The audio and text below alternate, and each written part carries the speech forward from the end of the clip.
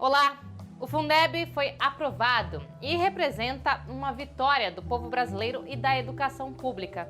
Por outro lado, professores e servidores da saúde do setor público que estão atuando na linha de frente da pandemia terão os salários congelados devido à decisão do governo, referendada pela Câmara dos Deputados. Nossa reportagem mostra o agravamento dos problemas que o funcionalismo público tem enfrentado conforme o coronavírus avança. E confira também a entrevista com o economista Eduardo Fagnani, que fala sobre as propostas de reforma tributária em discussão no Congresso. A Central do Brasil está começando.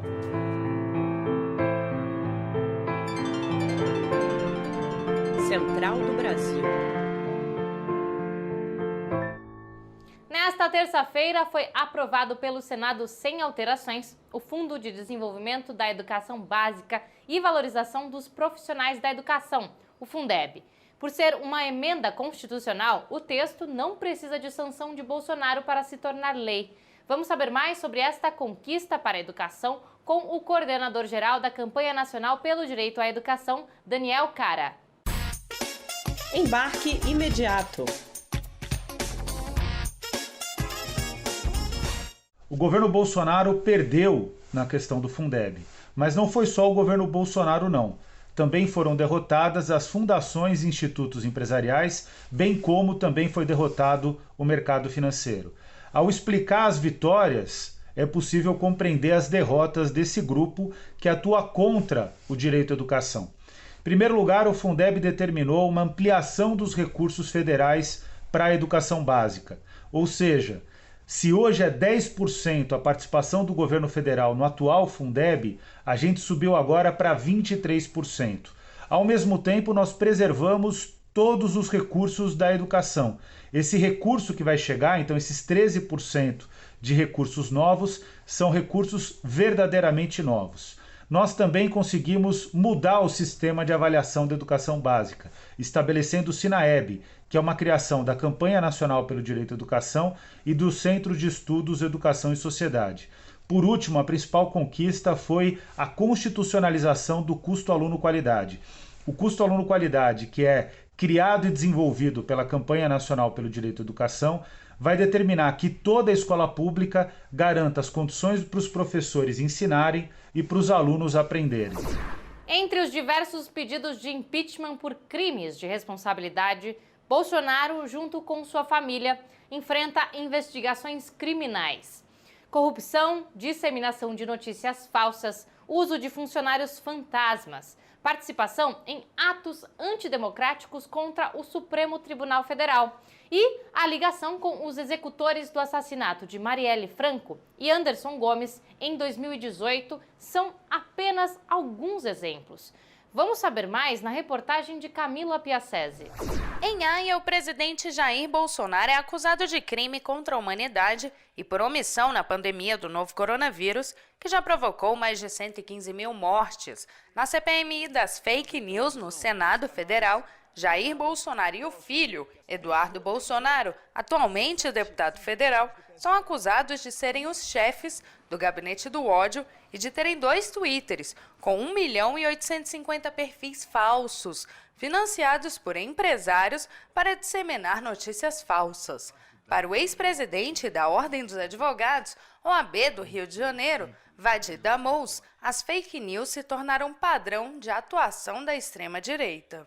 E, obviamente, para quem não tem ideias, para quem não tem programa, para quem a força bruta resolve, nada melhor do que se valer de fake news. Assim se ganha até eleição presidencial, como foi o caso de Bolsonaro e como foi o caso de diversos outros governantes de extrema-direita mundo afora. O caso mais rumoso envolve Flávio Bolsonaro, senador da República pelo Rio de Janeiro, e Fabrício Queiroz, amigo do presidente que movimentou mais de 1,2 milhão. O presidente é acusado de lavar dinheiro público e até a primeira-dama, Michele Bolsonaro, está envolvida e deve explicações por ter recebido depósitos no valor de 89 mil em sua conta bancária. O vereador Carlos Bolsonaro, também está sendo investigado pelo Ministério Público do Rio de Janeiro após denúncia de uso de assessores fantasmas, num esquema de rachadinha igual ao do irmão Flávio Bolsonaro. O jurista explicou que o presidente tenta controlar o comando da Polícia Federal justamente para proteger sua família e cúmplices. É o esforço de Bolsonaro em controlar a Polícia Federal e controlar a Procuradoria-Geral da República. A cultura popular é uma forma de resistir às tentativas de dominação sobre um povo, sobre uma comunidade. Na Parada Cultural de hoje, a dica que vem do interior da Bahia é sobre um grupo musical que é arte e também memória. Vamos acompanhar a sugestão de Clariane Santana. Parada Cultural. Venho aqui indicar para vocês que conheçam o trabalho do Viola de Bolso, que é um ponto de cultura que existe lá na cidade de Eunápolis, na Bahia, e também é um grupo de música popular, que já gravou alguns discos. E indico em especial o primeiro disco deles, chamado Lugares Terra. Vocês podem ter acesso tanto no site do Viola de Bolso quanto nas redes sociais. Conheçam, valorizem e gostem da cultura popular brasileira. Até 2021, os servidores públicos federais estão com reajustes salariais suspensos. A decisão do presidente Jair Bolsonaro foi mantida pela Câmara dos Deputados, mesmo depois do Senado derrubar o veto presidencial. Muitos dos servidores que estão com os salários congelados atuam na linha de frente do combate ao coronavírus. Profissionais da saúde, assistentes sociais, professores e trabalhadores do serviço funerário estão entre eles. Vamos acompanhar a reportagem de Afonso Bezerra. Trilhos do Brasil.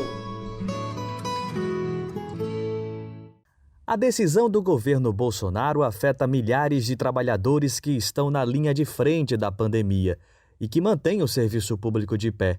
O discurso a favor do congelamento defende que os servidores também precisam arcar com os custos da crise do coronavírus. A servidora da Saúde, Irene Rodrigues, diz que esta fatura chegou para todos os trabalhadores. As condições de trabalho precisam ser respeitadas. O Brasil hoje é o país que mais teve óbitos de trabalhadores da saúde no mundo. Da enfermagem são mais de 350 trabalhadores. São vidas perdidas, não são números, são pessoas, são famílias que dependiam destes trabalhadores. Então, o impacto desse congelamento, ele é financeiro, ele é emocional e ele atinge toda a sociedade. Não vai atingir só os servidores públicos. O veto ao reajuste salarial até 2021, segundo o governo, é uma medida para compensar o apoio financeiro aos estados e municípios durante a pandemia. Acontece que em muitos estados há um bom tempo que os trabalhadores não recebem reajuste. No Rio de Janeiro, desde 2014 que os professores não recebem aumento. O professor Caio Andrade revela que esta desvalorização do servidor prejudica a prestação de serviço, porque para compensar o baixo salário, os trabalhadores se ocupam de diversas atividades na semana. Muitas vezes 2 escolas, 3 escolas no mesmo dia e 5 ao total ao longo da semana, né? Então, evidentemente que isso impacta negativamente na qualidade do ensino, porque eu acabo tendo menos tempo para preparar as aulas, né, para corrigir atividades dos alunos. Por um lado, Bolsonaro põe na conta dos servidores públicos a má gestão da crise generalizada. Por outro, Paulo Guedes propõe uma reforma tributária que fará com que os mais pobres paguem ainda mais impostos. No Congresso, não há apenas essa proposta de reforma tributária. A proposta da oposição quer um imposto progressivo que tribute os super ricos do país. Na entrevista central, o economista Eduardo Fagnani fala sobre o assunto com Jonatas Campos. Entrevista Central. Olá! A nossa entrevista central de hoje é com o economista Eduardo Fagnani. Ele é professor do Instituto de Economia da Unicamp e pesquisador do Centro de Estudos Sindicais e do Trabalho. Professor, agradecemos sua disponibilidade. Professor, muito se fala da reforma tributária apresentada pelo ministro Paulo Guedes. Eu lhe pergunto, só existe essa reforma no Congresso Nacional? Ótima pergunta, Jonas. Existe a proposta do Paulo Guedes, que chegou agora, existe uma outra que chama PEC 45, que está na Câmara, existe uma outra que está no Senado, que chama PEC 110. Mas existe uma quarta, a sua pergunta é muito boa, para poder informar as pessoas. Existe uma quarta proposta de reforma tributária que ninguém comenta, a mídia simplesmente não fala dela, tá certo? Que é uma proposta feita por todos os partidos da oposição, 6 partidos da minoria, né, encampada por todos eles, que também tramita no Congresso Nacional, e é a única que enfrenta o essencial, que é tributar a renda e o patrimônio dos super ricos. As outras 3 só tratam do consumo, isso não resolve absolutamente nada. E professor, e tem mais alguns detalhes dessa reforma que o senhor está falando, que ocasionam esse ocultamento dela na mídia brasileira? É o seguinte, a questão toda é a seguinte: o fundamental do sistema tributário brasileiro é que nós tributamos muito o consumo. As pessoas acham que a carga tributária é alta. A carga tributária não é alta. O que é alta é a carga tributária sobre o consumo. Tá certo? E isso afeta os mais pobres, afeta a classe média, porque os mais pobres da classe média consomem a maior parte da sua renda em consumo. Né? Agora, por que a carga tributária sobre o consumo é alta? Porque, historicamente, as camadas de mais alta renda nunca permitiram que elas próprias fossem tributadas. Essa que é a questão central. Então, o que nós temos que fazer? Nós temos que reduzir a tributação sobre o consumo e ampliar a tributação sobre a renda e patrimônio dos super ricos.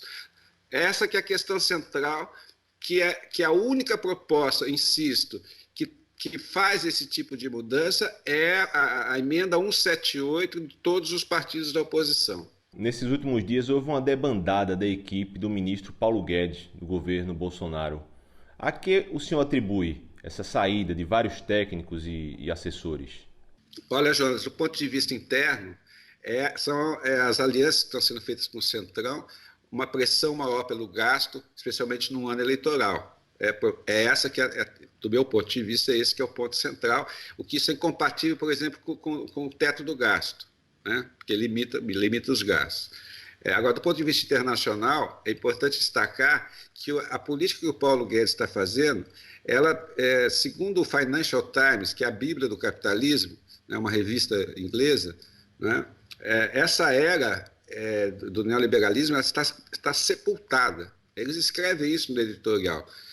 Porque esse tipo de política, austeridade, corte de gasto, restrição do papel do Estado, etc., é insuficiente para enfrentar uma crise com a gravidade da crise atual, que é uma das crises semelhantes às grandes crises do capitalismo do século XX. E sobre o Renda Brasil, esse projeto que o governo Bolsonaro promete executar a partir do ano que vem, o senhor acha que ele é viável de acordo com os ditames financeiros do governo?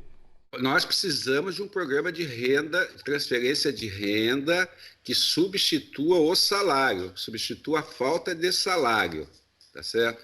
Mas o que o Paulo Guedes quer fazer, a esquerda precisa ficar ligada, porque o que ele quer fazer é fazer um programa que substitua a proteção social. Ele quer acabar com o INSS rural, acabar com o BPC. Aliás, não tem nenhuma novidade nessa história. Tem um relatório do Banco Mundial de 2 anos atrás que prega exatamente isso.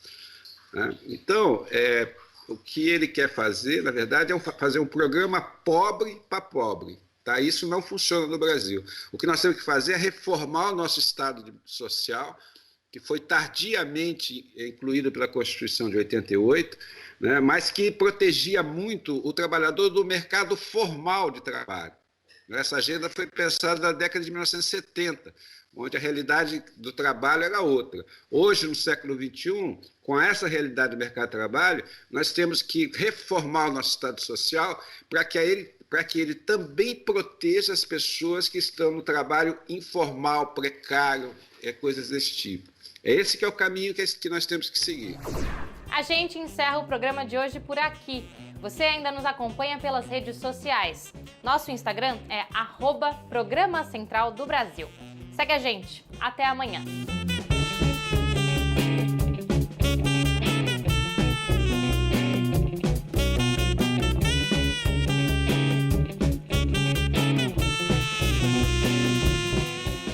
Central do Brasil, a rede de comunicação dos movimentos populares.